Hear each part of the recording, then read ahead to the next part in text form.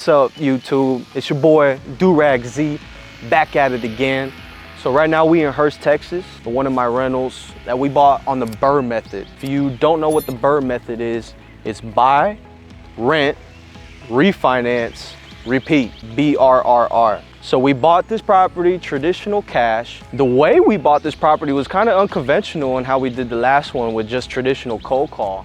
I actually got this property referred to me through another deal that I wholesaled from a seller all the way in Burleson, Texas. So this is why it's important, guys, that you keep your word with the seller, that you do right by your sellers, because they're gonna refer you to other people that might need to sell their property. So in this specific scenario, I bought a property, a wholesale deal that I wholesaled for like 8 grand from a fellow who had a friend who owned another property in her grandmama's name. And he liked our business so well because we were the first company to actually do what we say we were gonna do on time, every time, and we didn't haggle him or renegotiate him on price. So that's what I'm saying. You guys gotta stick to your word when you're dealing with these sellers, because it goes a long way.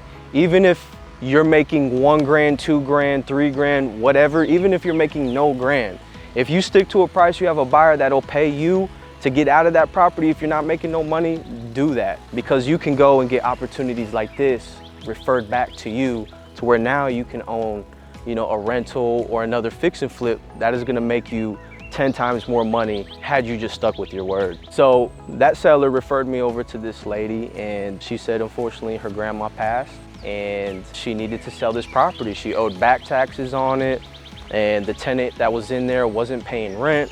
And I walked the house and it needed a lot of work. It needed about 40 grand worth of work. And essentially we just came to a deal. That's all it is. I listened to her, I sat down, just like I did, you know, with all of our sellers. We listen to their story, we show empathy, and we give them a price that makes sense, and we show them the numbers. That's exactly what we did. We bought this property for $130,000. We put $40,000 into it. The property is worth $290,000. Fast forward now, I rented this baby out for $2,175 a month, and we're cash flowing about $500 every single month on the dime. The way I funded this deal is just through a conventional bank.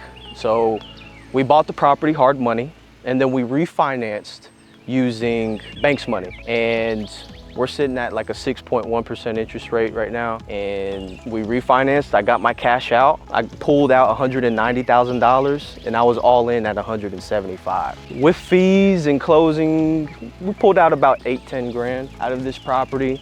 So I literally bought this property with no money. I got paid to buy this deal, just like all my other deals. And now I got a cash flowing rental at $500 a month. So all because I stick to my word and I do good business. Let me show you around. As a landlord, when you're buying these properties, guys, you do also have to keep in mind the trees of the property, because trees can be very dangerous, especially in Texas weather. You have storms going on, and if you have weak trees, then those trees can really be a danger to your property. So we actually had to cut down 4 trees. This one I have to cut down, actually. I mean, you got the limbs hanging over the house.